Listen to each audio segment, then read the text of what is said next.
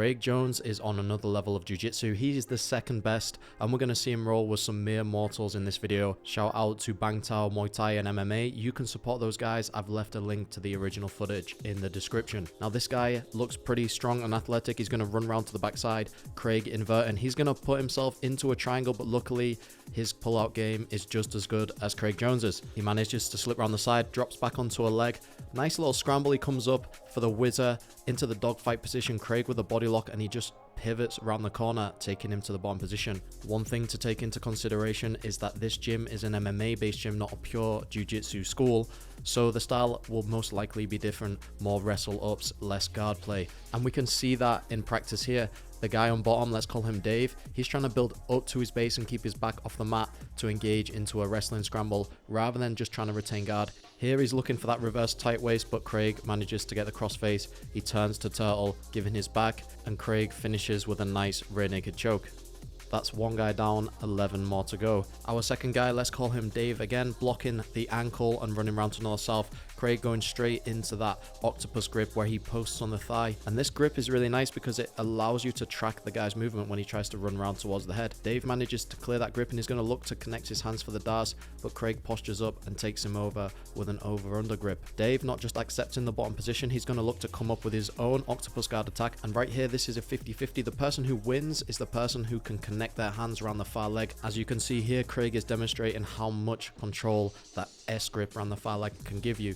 And there's also options to take the back from that position. When you have that S grip on the far leg, you can roll into the truck position and then you can start working up to the back. Now Dave's going to look to underhook the leg and roll out to the back, but Craig slides his hips round and controls the side control. Now watch how Craig counters the octopus guard. He's going to high step over the head, slide that knee over onto the mat like a chair sit back take, and he lands in the armpit armbar. Really interesting counter, never seen that before. What do you guys think? Leave a comment down below. I'm interested to hear your thoughts. Now Dave, number 3, coming out with a ponytail. He's straight into the front headlock and he's able to lock up the anaconda. He's trying to block the tricep, but Craig, now watch how Craig frames on the leg. He's trying to stop Dave from getting his hips close to his hips because that's going to increase the pressure on the neck. And you can see how Dave is trying to block that tricep and walk around towards the hips. Dave switching his grip to the Darce choke, and you can see how he's trying to get that grip a little bit tighter, but he ends up switching off to the guillotine as Craig postures up. He's going to sit to the bottom position. Now watch how Craig escapes the guillotine grip. As they turn back to turtle, he's going to circle towards the arm around his neck, and that's going to clear his head into a safe position. They end up in the dogfight. Craig's going to keep running round to the other side,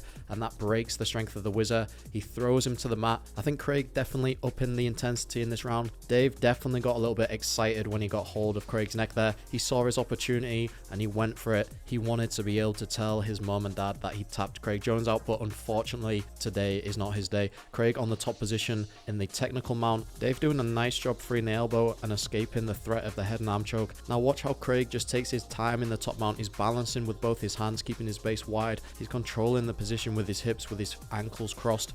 Dave really turning those shoulders and exposing his back here, and that allows Craig to just grab around the neck and sit through for the back. Now watch carefully here. Craig's going to use a very interesting hand fighting tactic. He's going to pinch the nose of his opponent to see if he can get underneath the chin, which he does. Now look how Craig is using his left arm to defend his choking arm, stopping Dave from grabbing it. He's going to push the head further into the choke here, and he's going to get the submission. And now we're going to move on to the next round. Craig starting in the bottom position. He lets the guy, let's call him Dave, he lets Dave pass his guard into the knee on belly, now into the north-south.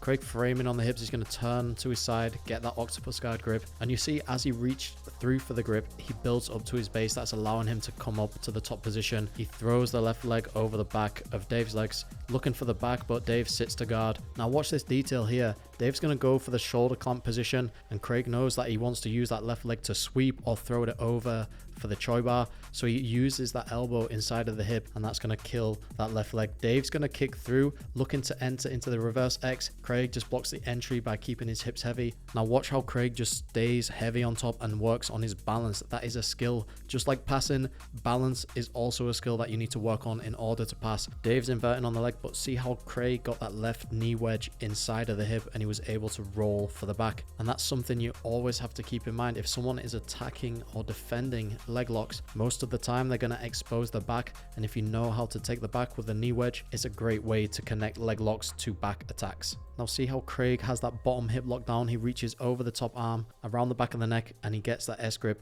bridging in for the finish. Now watch this next guy. He's going to come out. Craig's going to let the guy run past his guard, and he just goes straight onto knee on belly, and that's dangerous against the leg locker. Craig's going to bump him overhead and invert straight into a knee bar, and he gets the tap, I think, in the first 5 seconds of that round. So we're on to the next guy. Let's call him Dave to keep it simple. And Dave's going to go for a back step. Craig inverts, almost locking up a reverse close guard, but he pushes him off. Dave's going to pummel that leg onto the inside. Now from this position, I'd be looking to come up and grab the hips, but Dave is going to try and pull that knee line in. Craig back steps round, and look how Craig points his toe and turns his knee in. That's really hiding his heel from any danger.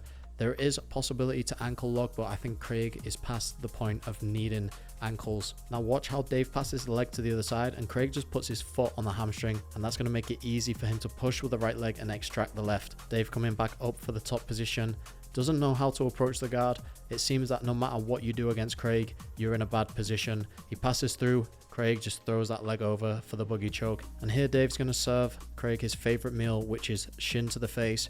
So tasty, looking to push and get some space in that boogie choke, but watch how Craig is going to attack that wrist. He pushes the arm back and he pummels his foot to the inside and takes the top position. Craig's jiu-jitsu is just so weird. The positions that he ends up getting himself into are not the typical positions you're drilling in class on a weekly basis. I mean, look at this. I'm not even going to try and describe this position. I want you guys to leave a comment down below, give the position a name, and explain to me how the hell it works. And on that note, we're going to end the video here. This is going to be part 1. I will do part 2 and 3 so you guys can see the full rolling session. I appreciate the support. Thank you for watching the video, and I'll see you in the next one.